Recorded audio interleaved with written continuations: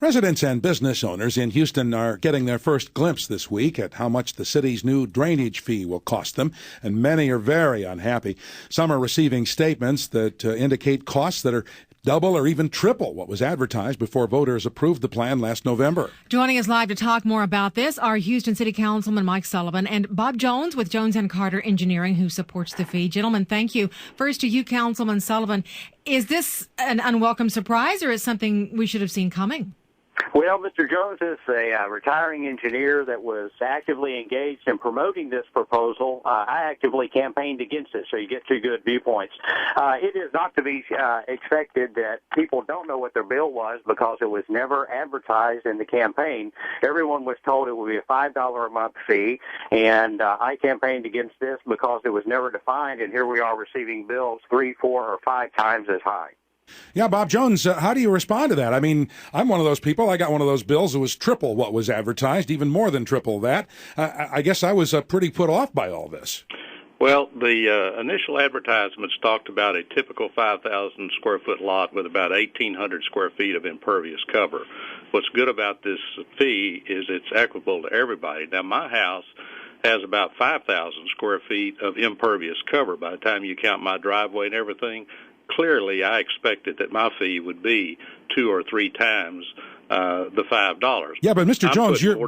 Jones, you're in on all this. You knew what was going on. Are you saying that I don't remember anything about the total square foot of impervious pavement or whatever as being part of the formula? And I was probably there, but I didn't go to the public hearings. I admit that. Well, it was always the impervious cover because that's the only way to make it equitable across the city, and that is impervious cover is what adds to the drainage.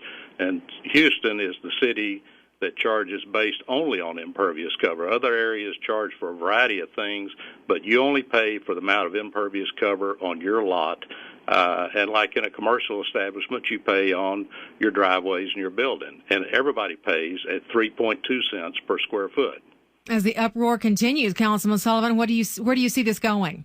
Well, the phones are ringing off the wall. I'm receiving dozens of emails. People are absolutely irate. This drainage fee was advertised a certain way. Here we are having to deal with it at a higher rate. People are fed up. Water rates went up 7.6% last month.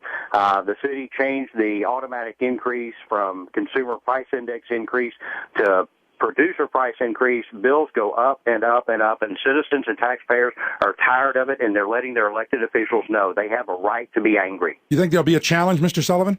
Well, I hope there will be. I think the voters, if understanding what they are actually going to have to pay, I think there will be a referendum in a year and a half to rescind this.